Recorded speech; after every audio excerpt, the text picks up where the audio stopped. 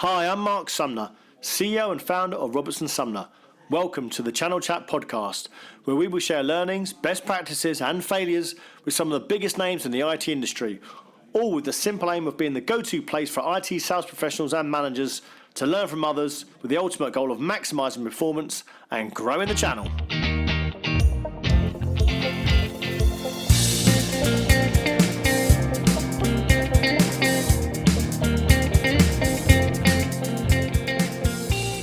Hello, it's Marc Sumner again, CEO and founder of Robertson Sumner, and it's the next episode of the Channel Chat. Today I am with ex-president of Insight and now CEO of QUANTIQ, Stuart Fenton. Hello, Stuart. How are we doing? Hello, Marc. I'm all right. How are you? Yeah, really good. So, Stuart, thanks for coming in. As you know, this is a show about sharing learnings and best practices and failures around sales and sales techniques for our industry. And obviously, you've had lots of experience of that because you've had grown Insight as a business. So, I'm hoping you can take me back to the start of when you got into the industry, and then we sort of take that journey into now where you are as CEO. So I'm not sure I can really help you as saying I'm a salesperson or sales techniques, because I've never been a salesperson. I've created organisations that were primarily sales organisations. But I do my best, right? Good. So I was doing IT, I was studying IT, and I started selling IT or building a company to market IT or solve problems initially. It was all a bit random. And it became incredibly successful very quickly. Largely right time, right place. Very little to do with skills at that particular time. I could argue that's probably still the case today. But that was it. So it all started as I needed to earn money to get through college, university. I needed to put petrol in the car and those kinds of things. Is this a part-time thing? Yeah, so I was studying and doing this at the same time. So there was a local car radio installation shop.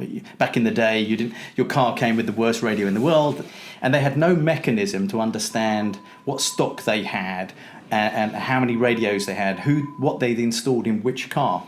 And I was studying IT, and I knew about databases, and I wrote a little database program in something called, I think it was called Smart, and then another system that actually gave them some form of stock control and invoicing. And that was the first thing I ever did, and I wrote that with myself and with one other chap. We made about £600 on that first deal, and I thought that was great.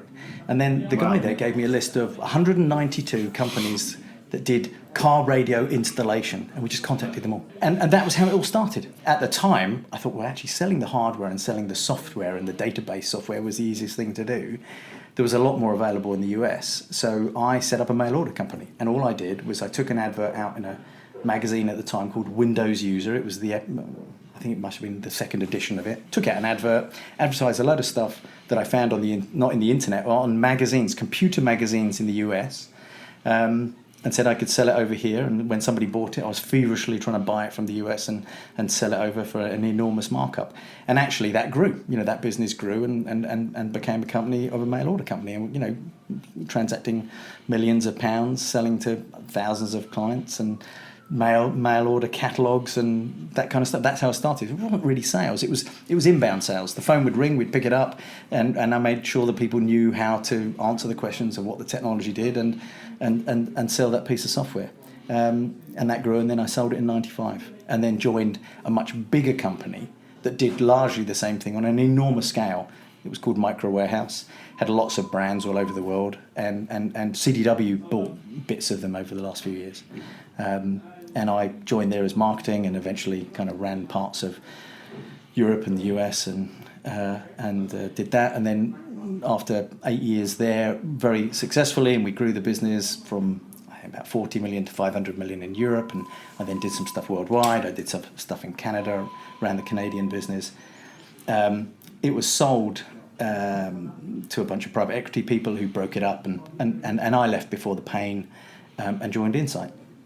And in that time, were you obviously in leadership, but you weren't you obviously influencing sales, but you were doing sales yourself, or not? No. I mean, right at the very early days of my business, obviously I was making the phone calls and taking the calls.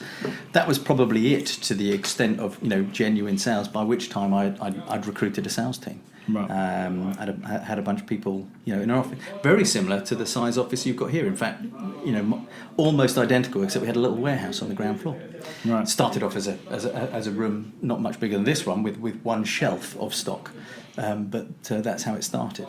And so I built those sales teams, and I listened to calls, and I kind of understood it, but I wasn't selling. So my background in sales, if you want to call it sales, was different, right? I was managing salespeople and sales organisations rather than having been a superb salesperson. And I've had the luck to work with some of the best salespeople in the world, I think, and I'm nowhere near as good as any of them. And some great, some world-class sales managers. And again, I'm more of a GM, but I know what I think a good salesperson is. How do you think it is if you've never done, well, you have done sales because you're running sales teams all the time, but if you haven't started in sales and you've then managing salespeople, maybe when you don't know the ins and outs of actually doing the sales job yourself, how do you think that is for someone doing it now? I have always believed that the most successful sales managers are the ones who've done it, who've actually been a salesperson. But it doesn't mean a very good salesperson can make a good sales manager. Often that is not the case. No. I would argue that there are different skills that a sales manager have, and I believe I have quite a lot of those skills. I'm quite organised. I plan. I put together plans. I'm reasonably strategic. I like to understand what I'm selling. I like to understand the motivation of who the buyer is, and therefore I can put together sort of plans and initiatives that are quite successful and are relatively simple sales models. And that helps you lead, and I'm quite good at engaging with people and setting up meetings and sticking to a cadence of talking to people and having one-to-ones or one-to-many and etc. And I think those characteristics often are not what great salespeople do. Great salespeople are incredibly selfish. They're incredibly self-centered. Often the very best ones are. And therefore they're not brilliant at collaborating. They can do it, but they're not brilliant at collaborating or enjoying somebody else's success. Most of the best salespeople are envious of somebody else's success. For me, I was always super excited. If someone was super successful and knocking it out of the park and doing great, that made me happy, really, really happy, particularly. Yeah, but you still need to know the actual dynamics of the role, because I do agree with that. I think if someone's a super salesperson, they are probably too selfish to actually be a great sales leader. Often, not always. Yeah. Often there are some great salespeople that have become good sales leaders. There are some great salespeople who have become great salespeople, but they are sales leaders rather. But they're a smaller amount. I'd say I would say it's a smaller number. The best sales managers have worked in sales, but not necessarily always the best salespeople. They have certain characteristics, certain behaviours that create successful environments. Yeah. So you then joined Insight. I did. And tell me about that journey. What role did you join from? I joined as the MD of the UK. So Insight had bought a company called Action Computer Supplies, which in the day was a big player. It was about £250 million turnover. They'd bought Choice Peripherals up in Sheffield, and that was about an £80 million business. They put them together, and after 18 months or so, the business, which should have been 300 and something million, was 170 million. It was a disaster. They had to announce poor results. The numbers never came through. Insight had fired the then management team, the ex-Insight management, I guess the Action management team as it was. They fired them. And I knew them. I knew the leadership of Insight because it's a small industry. They called me up. The CEO and founder met me in a hotel in London, the Mandarin Oriental, and came in. He said, I know what you've done in Canada. I know what you've done where you are. I'm not going to go through an extensive interview process. How much is it going to take for you to join? That was the conversation. Really? That was brilliant. Yeah, and he's a friend to this day. He knew what he knew, and he wanted what he wanted. Arguably, he probably should have gone into a little bit more diligence about skills and capabilities, but he did what he did, and that was it. And I joined in September 2002, at that point, it was a mess. And he said, "What I'm going to do is I'm going to pay you a percentage of the profit I said, that's great. How much profit does it make? Oh, no, it doesn't make any profit. It loses money every day. God. So, but it was a great incentive, right? So that was how I was paid 1 or 2% of the profit the company made. So what was the remit he gave you to turn it around? Just turn it around. Turn it around. So so it was turn it around. Otherwise, I have to mothball this thing. Really? Yeah. And actually, that was exciting. And he was fantastic. He gave me the latitude. He told me what he thought I could do or couldn't do in terms of financial cost. And I just set about doing a bunch of things, some of which was sales. I brought in some sales leadership that was very, very good and right for the time, and put together a sales plan and sales strategy and worked it out with the sales leader, a chap called Tony Brooker. We sat down with a piece of paper and said, what have we got? How good are these people? We listened to the calls. We realised they weren't very good. Not very. That sounds really terrible. Well, they probably weren't very good at the time, but they weren't selling. Right. They were phoning up and saying, do you want to buy something? Which wasn't a particularly thoughtful technique. But they weren't making those calls very often.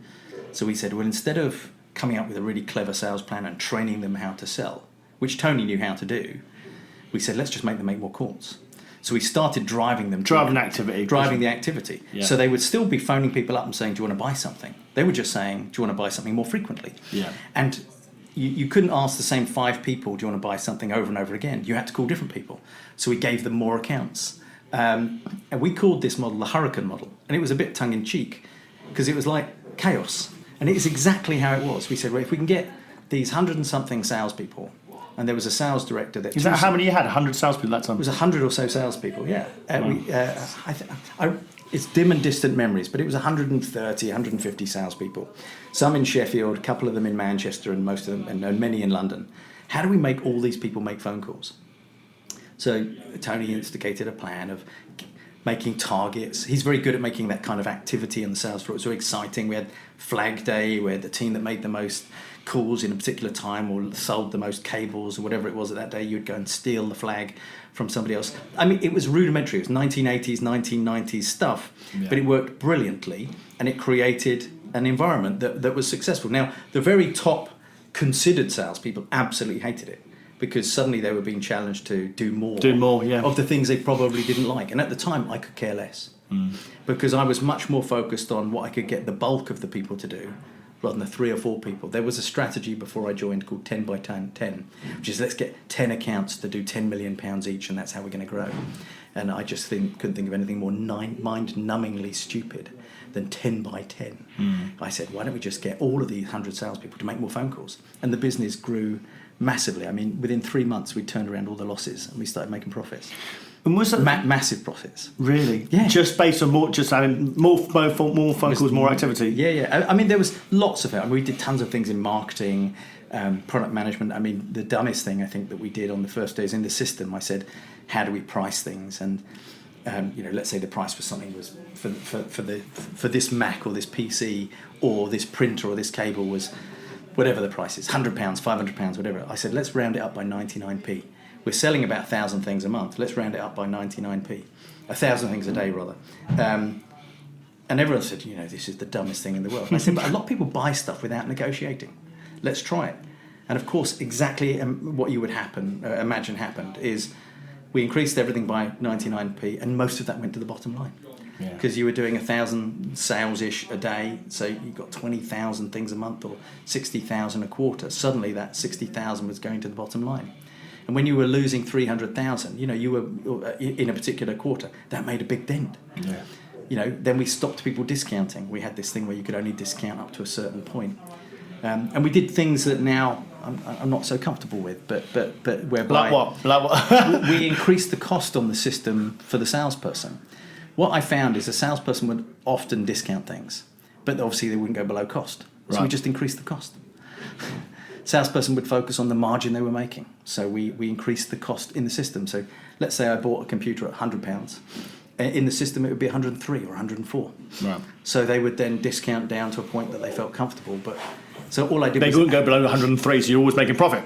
It wasn't that they would lose money, but the mental flaw that people had in their mind was higher.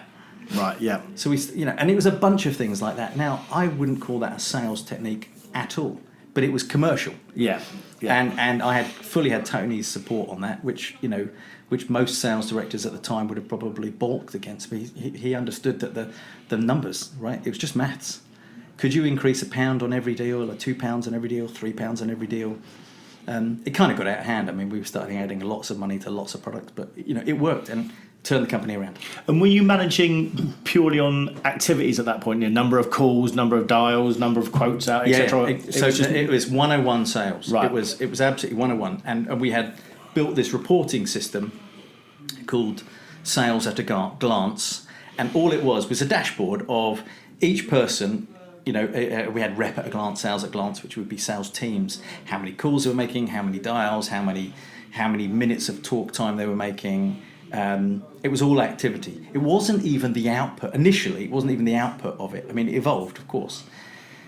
As you started listening to calls, you realised that in order to keep their calls up, people were calling fax machines, and they were doing anything to get their call, so they didn't have Tony on their back. So making up activity to get bullshit sales activities, right? Then when they figured out you were listening to calls, then they started actually calling the clients.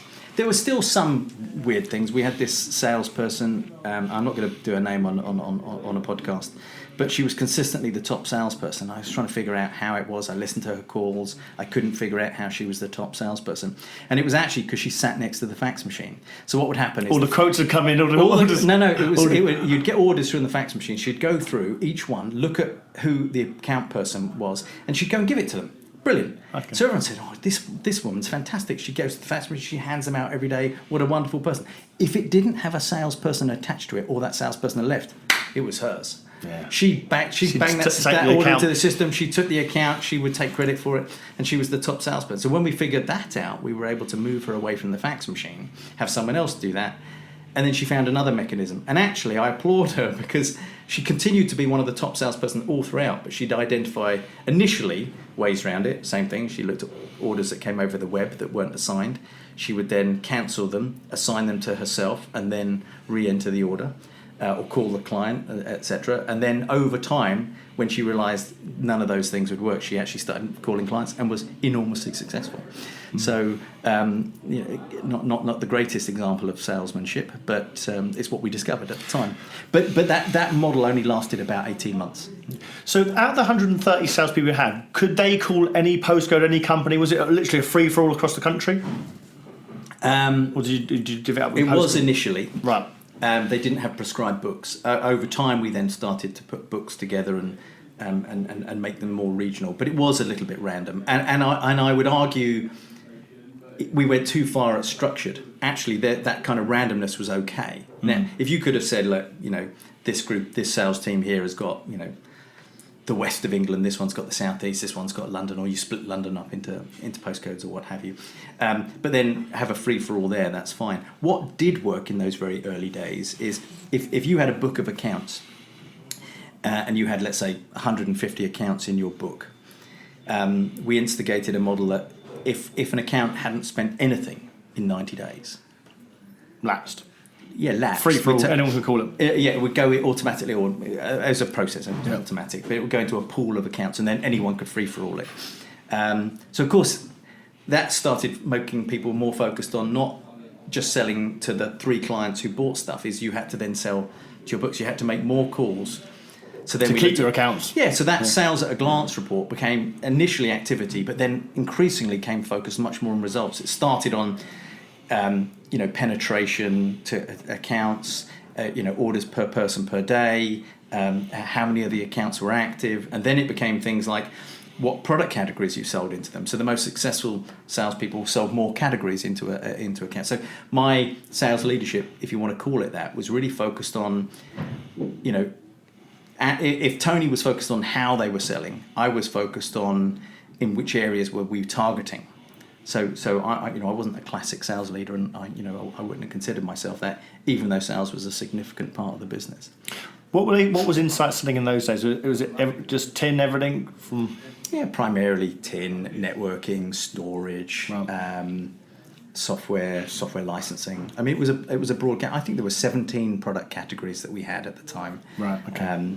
And typically, the average salesperson at the time sold about 3 or 4 categories regularly. And what they were comfortable with selling, they would just get. they'd sell. You'd have somebody who could sell, IBM notebooks at the time, an IBM ThinkPad. They could sell them all day long. But they wouldn't sell anything else. Like they would, it would drive me nuts. They wouldn't be able to sell an attached monitor or a mouse, or, they couldn't sell any of the accessories. They just were able to find clients who would buy the notebook or something. And in those days, was it pushing out quotes? So it was ringing up a client and saying, "Yeah, do you want any ThinkPads or whatever it is," and then pushing out a quote, or would they try and sort of cross sell and solution sell across the? No. That didn't exist. No. And I would question how much of that exists today. For the vast majority of salespeople, there are, I think you can isolate some salespeople who absolutely do that, and some salespeople that you push to do that and do a bit of it, but a lot of them, sell what people want to buy. There is some effort towards it, but at the time, no, it would have been fulfilling a quote. It would have been create a quote, and in some cases, no quote at all. The order they just bang the order straight into the system. At the time, it was how quickly could a salesperson get an order into the system, create an account, and get an order into the system. And it was, I recall creating an account and getting an order into the system had to be less than 3 minutes. And you could turn it around that quickly? Yeah. I mean, but it still had to clear credit control unless they used a credit card. Okay. So this is not sophisticated, right? This is how we turned the business around. It's not where we ended, but it was the model that we used in the time. And I think any sales leader, whether it's today, past or future, it's you have to build a plan, strategy, or typically a set of tactics very quickly. That kind of strategy stuff is a Sunday afternoon exercise. It's all about execution, and you have to figure out what's the shortest execution between what you think success looks like financially. Okay, so continue your career then. So you've obviously turned it around. You've started making profit. You've got these sales guys doing lots of activity. Take me on for the journey from there. What happened? Well, it was fairly simple. As you start selling up the chain and trying to sell more complex items, you had to make it interesting for the salesperson to sell those items, because it was very obvious that if a client just bought notebooks from you, you weren't a strategic partner. You had to sell things in the network, at the time the data center. So we started measuring people on the categories of products they sold, with more emphasis on data and networking. So that's when the training started. We had to then train them. We had to train them much more on the technology, much more on sales techniques, and then measure them and incentivize them on that success, and the managers on that area. So everybody was focused on selling up those areas, and to some degree services as well, although that was more successful later on. But that was it. It was really focus. That's all it was. And by creating the focus, or if I said to you, success looks like selling networking, the best salespeople would figure out how to sell networking, embrace the training, learn the training, and bring those messages to their book of clients. The ones who didn't carried on selling cables or whatever it is they did. But the sales techniques were really important. Okay. But maintaining the activity. I mean, we moved away from a pure activity and more to a results focus. We measured activity because it was rare to find someone super successful who'd never made a phone call. Yeah. Right. But of course, it moved to emails. I mean, now it's social engagement. I can't imagine measuring a salesperson on phone calls now. I mean, but that's what you did then, and it was the right thing for the time. And I should imagine I was disliked intensely for pushing that environment. But we went from losing money to making a great deal of money and growing dramatically. We overtook everyone in the market. I mean, the players today that we know as the big players, they weren't there. I mean, we were much bigger than what became CDW, but Kelway, Softcat really wasn't a player. Yeah. It was us, PC World Business, and Misco back in the day. We killed them. We absolutely outgrew them all. Misco kind of died a death. And it took a death it really never recovered from. I think partly self-inflicted. PC World Business, we absolutely attacked and took a lot of their salespeople. It wasn't the most pleasant thing I've done, but we attacked them. The sales, the managing director there, a guy called Derek Lloyd, was brilliant, but he fell out with the powers that be, so he left, and that was the best thing that ever happened, because they brought in a series of people who didn't really know the industry, and we were able to destroy them to the point where they largely disappeared. And so when you say attacked them, was it taking their staff or going after their customers, or how do you mean attack It's them? all of the above. Yeah, everything. I remember sitting in a hotel in Manchester, interviewing salesperson after salesperson after salesperson. It wasn't even an interview. It was just enticing them to join, paying more money, because we knew it had the double effect of impacting a competitor as bringing that skill set and that book across. And we did. And we, if you look at Insight's Manchester team today, the core of it, that's how they started. Whether they're still there now 10 years later, I don't know, but that's how it started. So continuing that journey, so you obviously had year-on-year growth, then what happened? We hit 2006, and we had 2006, 2007, we had a new CEO who came up with this. Well, he was incredibly intelligent, Rich Fenton. He was very, very bright. I don't think we got on particularly well, but he left me alone largely. But he was much more focused on being the trusted advisor. And he said, we've got to become the trusted technology advisor. We've got to stop with this kind of high pressure sales, and we've got to really only sell the really high end stuff. And I embraced it because, as your CEO, it was a good message. It was an intelligent message. We were having some success with software licensing at the time, and so we started really focusing on our salespeople and say, well, stop your 80 calls or your 50 calls a day, and what we really want you to do is come up with these. And we had these curiosity questions based on a book by a guy, Tom Freeze, called Question-Based Selling, and it was all about how do you create curiosity, how do you engage people with email through curiosity, how you understand their requirements and therefore find out if you can deliver to the problems they face as a business, and help. It was one of those questions like, help me understand the challenges you face in your data center.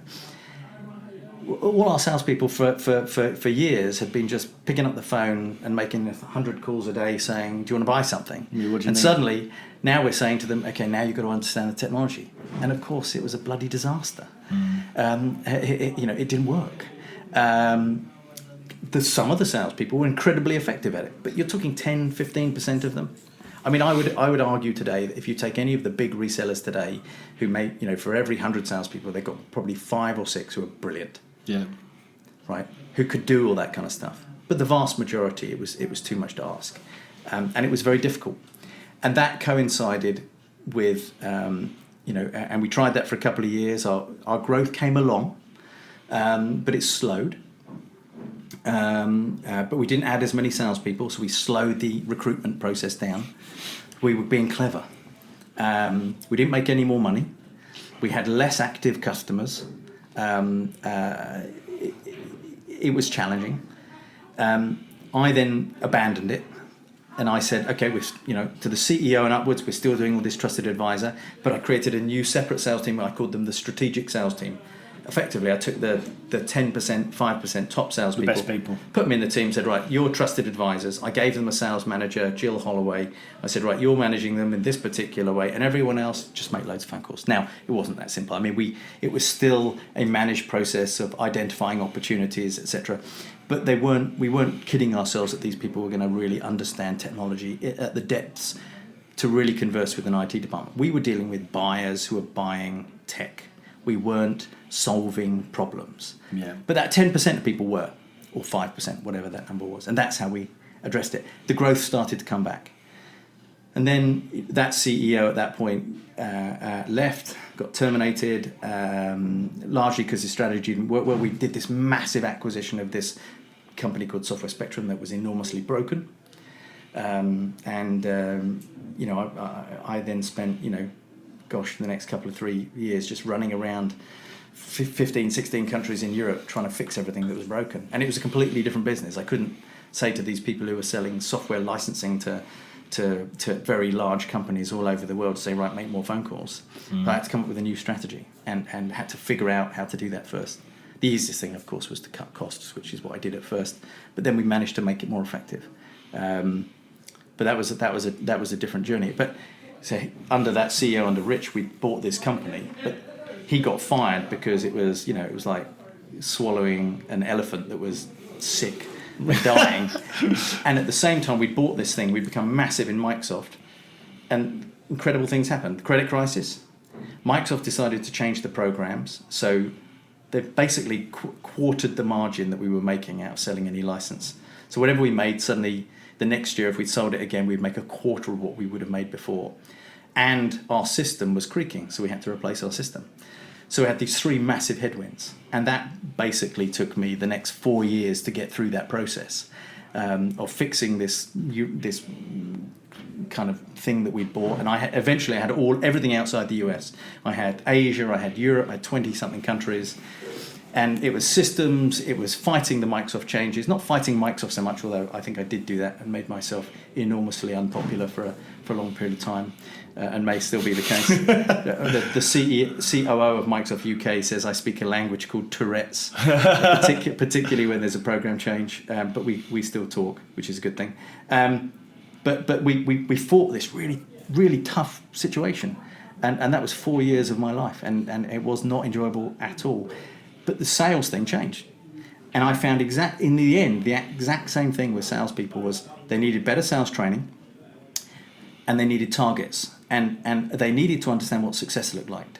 So we started measuring everything. Same thing, just go back. And by this time, Tony had gone. He'd come back later on, but it was that sales at a glance model is what did it make to make a successful software licensing salesperson? What does good look like? What does good look like? Yeah. And actually it was the number of new contracts and the renewals, were you truing up agreements?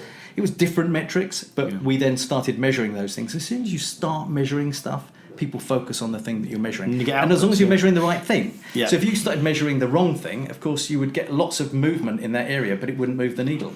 So we started trying to figure out measuring the right thing. And that was probably the greatest skill I had, was figuring out the thing for which you measure, and then recruiting great sales leaders. It was the strategy around it. And surrounding all of that was the marketing, which is an area I felt much more comfortable with, which is the more expensive the salesperson, the less sensible it was to make phone calls. Yeah. So and the software licensing salesperson were hellishly expensive, and so it was much more about the marketing and the positioning to generate leads, to get those leads into them, because an expensive salesperson will take a lead and turn it into an opportunity and turn it into a sale. An expensive salesperson will not say, if you say here's the phone book, if you're a 30 or a 25-year-old guy and you give him the phone book and he knows no better, or girl, they'll make those calls. Yeah. And arguably in the initial stages, the women were much stronger than the men at those things. Because it's interesting now, I still find predominantly across the top 100 resellers, they're still measuring potentially what I think is the wrong outputs. I still get people ringing up and say, yeah, Mark, we're looking to make $100 a day, we're looking to do 3 hours talk time, we're looking to do this and that and the other. And I still think it's so antiquated. And what's your view on what's important to be actually measured now for a salesperson? Well, I mean, it's hard now because I'm an old man, and I did that when I was young and energetic and stupid, and you did what you thought was the right thing at the time. I wouldn't do it today. Two things. One, I think the world we live in is very different, and the technology has moved on, and how people engage has moved on. And two, I think that I would recruit differently. But if you ask me today, if I was back at Insight, for example, and God forbid, it's the last thing I would love to do is back into that world. If I was there and I had to turn around that business or accelerate or take market share, I would not be focused on calls and dials and talk time and any of those things. I don't think it's relevant. I'd be focused very much on the marketing and on the social engagement. 100 dials a day isn't selling. 100 dials a day is burnt. Is a waste of time. What you want to do is really focus on a select market, do some marketing to them, and use social engagement. I mean, LinkedIn, is incredible. You get Sales Navigator, which is a slightly different version of LinkedIn that you can buy from them. It's a bit more expensive. But it enables you to talk to anybody and engage anybody through direct marketing, through campaigns, through these things called in-mails, where you mail people. I don't know about you, but my inbox, I've got every filter in the world set up on my inbox. If a salesperson emails me, I won't see it. Yeah. But on LinkedIn, I tend to. And which is a bad thing because they're now going to listen to the podcast. But right. So, but in general, the in-mail but it's more expensive, right? So, salesperson can make 100 dials a day, but if they had to pay £10 per dial, they wouldn't make 100 dials a day. They'd be a lot more thoughtful about who they're engaging and what the message is that they're going to do. And that's exactly what Sales Navigator does. It makes them really much more thoughtful about the number of in-mails that they can send and what's the message and what is the benefit that they're going to bring to the person through that contact. if it costs you, you're much more thoughtful. So you would identify what the needs of that person or that organisation is, with a very targeted message to generate curiosity. With a benefit statement, right? Do you think people hide behind that now? So, again, devil's advocate, we get a lot of sales leaders say to me, I don't want people just emailing people or sending LinkedIn messages or sending emails. I just want them to do activity and burning the phone. Whereas I would agree with you. I don't think to call someone now and get through to an MD, I think you've got no chance. No, I can't see an MD. Or I don't even know how someone would even get to me today. No, and then you'd have them screen. And if hi, can I speak to Stuart? It's Joe Blogs, printers. Who are you? What do you mean? You wouldn't even screen. They do try that. Of course. A lot of people try it, but they fall at the first hurdle. I think today, if you're in that field, you need brand, right? So there are lots of IT. I mean, I haven't been in IT reselling for now 6 years, right? But there are lots of IT resellers, and we do buy from a couple of them, of course. But the ones you need brand, you need marketing. It's much more about marketing and brand awareness, with some notion about what that person or that organisation can bring to your organisation, and that's what people are looking for. But it was right for the time. What we did was absolutely right at the time. Now, if you asked me if I was back at an Insight or something like that today, would I do it differently? Yes. Would I use Sales Navigator? Probably. But I would think about it very, very carefully, over a few days. And when I say a few days, I mean literally only a few days. And I would come up with a plan based on as much research. I'd ask as many questions as possible from clients, partners, the individuals in the organisation to try and figure out if there was a theme of working. Do as many kind of surveys or analysis I could, and within 5, 6 days, 10 days, whatever the period is, come up with an answer. I remember after I left Insight, a friend of mine was a non-exec director of a cloud company, and he said, "Look, we're failing miserably. It's going to go to the wall. Can you come in and tell us what's wrong?" And I knew nothing about selling cloud infrastructure services at the time. Insight did it, but it was I was several levels away from it. Right? In its infancy as well, probably then as well. Well, yes and no, but people like Fast Toasts have been around for a long time. A lot of those companies. So, it took me 4 days to figure it out. I spoke to her in 4 days, and after 4 days, you realised actually there were a bunch of things they were doing terribly wrong. And the clients were buying it a completely different way from what they were selling. And I went back to the board and said, "Look, you're going to run out of money in 11.7 months based on this simple, algorithm.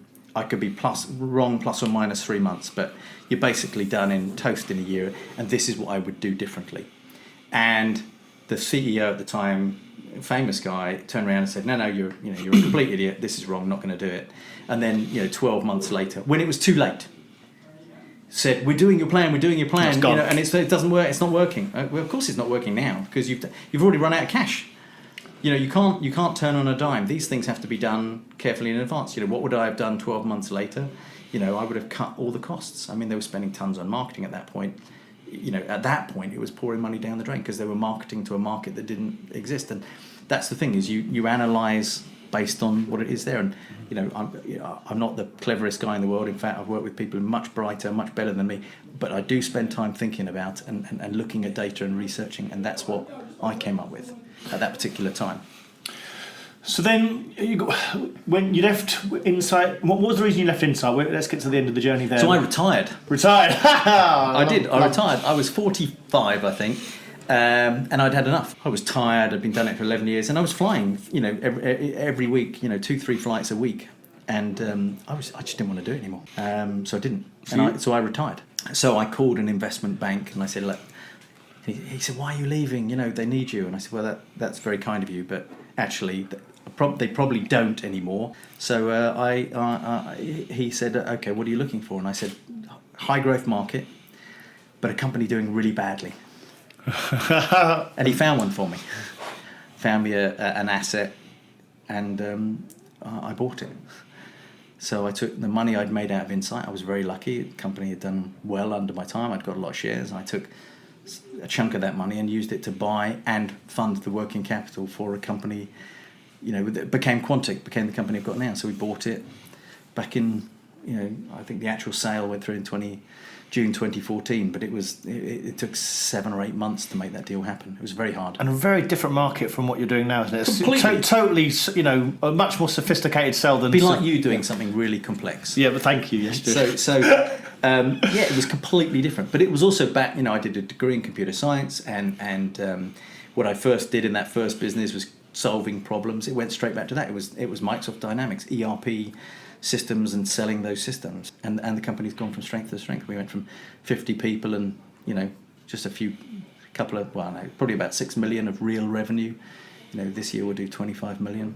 We'll have 220 people, 230 people. Yeah, fantastic.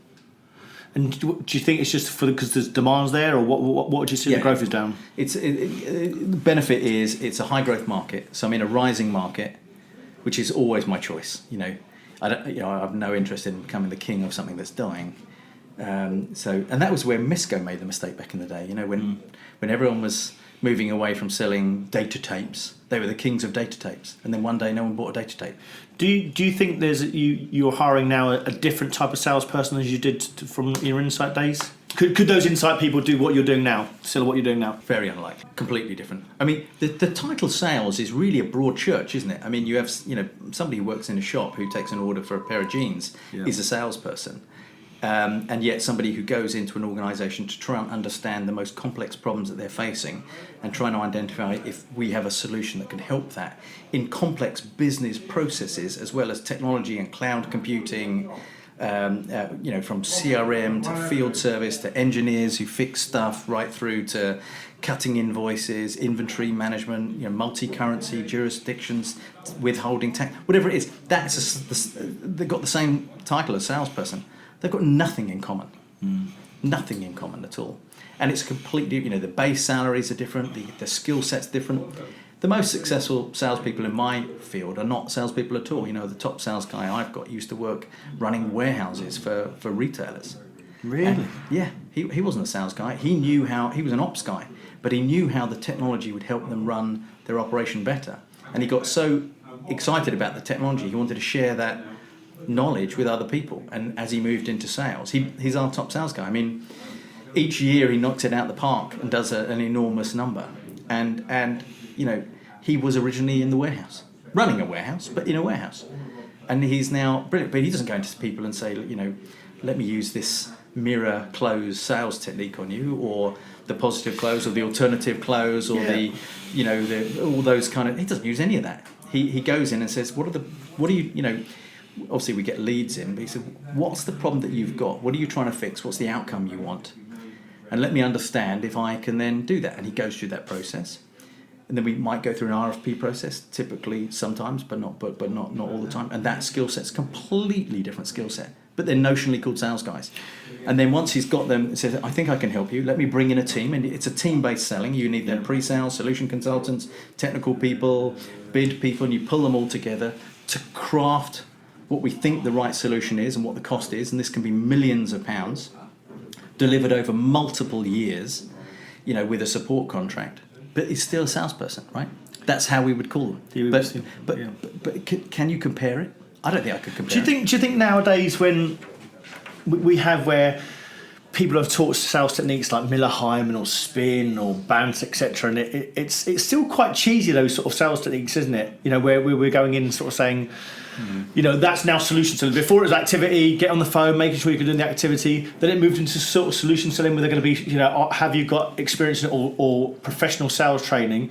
And now you're talking about a guy that's more about the technology and actually just solving someone's problem, and it's more about one-on-one and using a team behind them. So I've always felt that whether it's sales or in any function, there are some people, regardless of training, who are just brilliant, right? There's a couple of books on this, Outliers I think it's called, but there are some people who are just very, very good. I remember at Insight that you could put a bunch of salespeople into a training centre, a training room, and you put 20 of them in a room to train them on something. And within half an hour of them coming out that classroom, the vast majority had forgotten maybe 50% of what they'd learned. Within 3 or 4 days, 90%. They maybe have remembered 1 or 2 buzzwords, that was it. But there were 2 salespeople who something clicked in their head. They really understand that, and they could apply that. And it wasn't the sales training, it was just those people. It's self-learning. So the people I love, that sales guy I'm talking about, yes, he hasn't done BANT or SPIN, or he's probably studied them. He's just self-learned. They're the people who pick up a book and say, they'll ask the question like, what books or where can I get the information to help me be better? And I would often say, well, I've read this one. That was self-development. Totally. Yeah. I've read this book. I've read that book. And one of my the best sales director, and I've talked to you in the past about what do I think of the 3 sales director types. The best one ever, a chap called Gary Butters. Every other sales director I've ever worked with is now going to hate me, but Gary was the best. I mean, he has some real great skills, but he was the best at reading, and he would read every book and learn it, and come back and say this book has some brilliant techniques, and you might take away 2 or 3 things from it or something. And that sales guy, the warehouse guy, who's not really a warehouse guy, read pretty much everything he can get his hands on. Self-development. And it's those people who rise to the top. They don't rise to the top, they climb to the top. Yeah. They crawl to the top with bloodied fingernails. They're the people who are the top people. And yes, training can help. Education can help. Coaching can help. All of those things can help. But the very top, they're top because they're the top. And also as well, I think when you're feeling, especially with a sales guy, if someone comes up to me and I feel they're doing a technique on me, that Mark, is that of interest to you? Yeah, okay. Would you like it in What's blue or your red? budget? That's my favourite question. It really puts me off. It really puts me off because I don't want to be sold up. I think now the best companies are acting like marketing agencies. They're giving out content, they're giving out information, and the client, the end user, is like a consumer. So they should be they're almost deciding who they should buy from now before they've even gone to the table. Absolutely right. I mean, you're basically describing one of my firm beliefs as what has changed over the last 30 years in selling stuff, IT in our world. 30 years ago, the person who bought the IT was the person at the end of the corridor, whether it was a PA or an administrator who placed the order for the thing that they wanted to buy, and not negotiate heavy for it. All of those sales techniques worked. What's your budget? What's your timing? Etc. What colour do you want it in, etc. I mean, relatively simple mechanisms. And when would you like to do it? Or you'd like to place the order today? Would you can I take your order now? All of those assumptive close, mirror close, positive close, the alternative close, the positive, all of that rubbish, BANT, SPIN, everything. Yeah. And of course it worked because they didn't know. 30 years later, the big difference between stuff is the sales techniques haven't changed, and that's what you hate, and that's exactly what I hate. The buying has changed. Procurement, purchasing wasn't a profession. It is now. It's absolutely a profession, and people are very, very aware when they're being sold to or and they don't like it.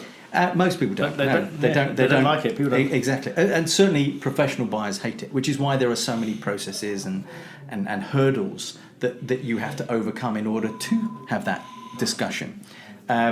So those sales techniques, Miller Hyman, particularly the blue sheet and the red sheet. I remember doing all that training. I thought, this is, you've got a couple of your guys in this room right now. I bet they would have no idea what a blue sheet and red sheet is. And if I went through that process with them, they would literally toast their eyeballs. Yep. It is the worst thing in the world. It may have worked, and it might still work in certain circumstances. But professional buyers see it; they can see it 1,000 miles away, and they're not interested. So let's talk about some sort of industry topics that are going on in the market at the moment. So one of the topics we've talked about recently in our benefits Battle of Benefits white paper was about what's the most important benefit for people, and they've all said it's about flexible working. What's your view on that in the market? Yeah, I agree. Yeah, I don't think there's a lot to it. I mean, we have our organisation. We bring out people of our organisation, put them in a team. We call it make a difference team, and they have to identify what are the things that makes it a better place and not a bitter place. But these weren't roles before, were they? 20 years ago, you wouldn't have no, God, no. An insight. If somebody that'd gave be you a feedback, joke. Someone saying that. Somebody said, we want to give you feedback of how to make the business a better place. You would care less, right? It was terrible. But now you do that, and flexible working, good benefits, paying well, lots of those things. Bike to work schemes, all those kind of. We probably have about 30 or 40 benefits in our company that would never have dreamed of. I mean, the cost of those benefits is probably higher than it was 10 years ago, but the ability to retain people is the biggest cost. Yeah. Going on that, obviously we're a recruitment company ourselves. What's your view on the sort of, the skill shortages in the market is well documented, and talent shortages, people even coming into IT. They're saying about one of the topics we talked about before, or I've talked about in a previous podcast, was the women in the channel. There's only 16% of women in the channel. Why do you think there's a talent shortage, or is not popular going into tech at the moment? I think there was a period where the IT industry was super cool and kids would come out of school and want to do it. But my kids don't want to go into IT. It's not cool anymore, tech? No. Why is that? What do you think? I think tech is cool, but not selling tech. And that skill shortage is going to be there for a long time.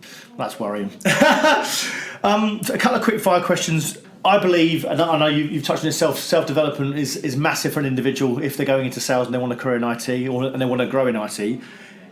Is there any sort of books you'd recommend, or learning, or podcasts you'd recommend to someone even going into the industry? You think if you want to get into IT and you're doing well, these are sort of development you should be looking at? So I think that everybody should self-develop and read and learn stuff, and anything that's thought-provoking is great. I've read lots and lots of books. Any of those sales books are worth reading, but but not necessarily to adopt 100% things. Spin Selling by Neil Rackham is excellent. The question-based selling by Tom Freeze is excellent. And there are some Sandler training systems and books that are very, very good. They're all good, but I would read anything like Freakonomics, anything by Malcolm Gladwell to understand about human nature and psychology, anything about NLP, neuro-linguistic programming. Yeah. But I believe you should just carry on reading, and I probably read a book a week, and I have done forever. And a lot of them kind of merge together. But Matthew Syed, Angela Duckworth. All on personal development. You read a book? Or understanding what makes successful people. I mean, Angela Duckworth wrote the book that I felt that was the most impactful, because she created she kind of evolved a formula about successful people. And I love that. And I don't want to tell people what it is, because I think they should go and read it. Because once you read it, you kind of think, oh, my God, that's so obvious. And yet it explains why some people are successful and some people aren't. And some people with natural talent don't succeed. And it explains that brilliantly. Brilliant book. And a salesperson or anybody who wants to be successful reads that, can understand the effort that's required to be successful is significantly greater than the effort they typically put in. Yeah. I don't think people take the sales as a profession anymore. It's almost just like this going to sales because want to sell something. It's just like if you want to be really successful in sales, I think you've got to take it seriously as a professional. It's that self-learning. But tell me where sales is on the curriculum at school. Yeah, nowhere. All right, or university. No. So they're going to sales because most people fall into it. Yeah. So the problem is sales isn't seen as a profession. No. If it was trained at school or university as a module, then I think that people might see it as a profession. But at the moment it isn't. So people go into it and it's almost like a dirty word. Yeah, schools or universities aren't training people for entrepreneurship or going into business. No. They're actually they're training people to be a robot and actually work for someone else. If you look at the American education system, it's a lot more about how to be an independent thinker and an original thinker, whereas the British system is about how to memorise this text and regurgitate it in a fashion that gets you an A. So my final question, which I ask everyone at the podcast, what is the one piece of advice you'd give to either a contributor or a sales manager to make a name for themselves in our industry? Think, right? Make sure you're very thoughtful. Be incredibly organised with your time, and challenge the people and the world around you to do more, to learn more, to reach higher. If you think you're doing really well today, assume you're not and try and figure out what are the next 5 things you need to be doing to be better, and self-learn, self-develop. Don't rely on anyone for your success. When someone says to me, I haven't been successful because so-and-so hasn't done something for me, I want to shoot myself in the head. I hate that. No one else is responsible for your own success. You've got to make it yourself. Perfect. Great. Stuart, thanks for your time. Thanks for joining us and listening to another episode of our Channel Chat podcast. If you've enjoyed what you've heard and are listening on iTunes, please could you give us a review and subscribe in order to get the newest episodes as soon as they're released. Otherwise, as always, we release an episode every Thursday at midday, so hopefully you can join us then.